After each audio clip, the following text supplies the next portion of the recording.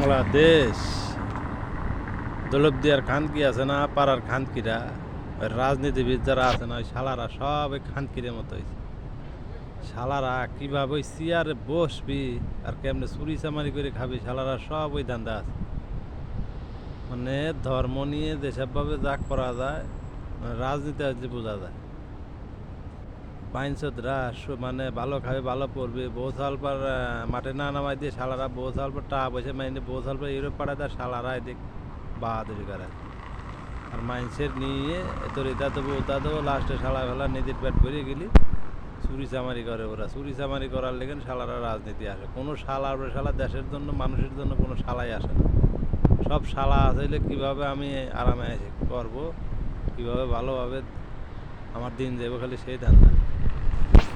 রাজনীতি আসলে শালার পরে শালা চোর করে দেখা যায়, সারিয়ে চোরই একরকম। মানে যার হনে খাবার থাকে না তারপরে যাও খাবে, এরম পরিস্থিতি। মনে হইতে যে ওরে বাবা কি দিল দেওয়ার লোক হয়ে গেছে।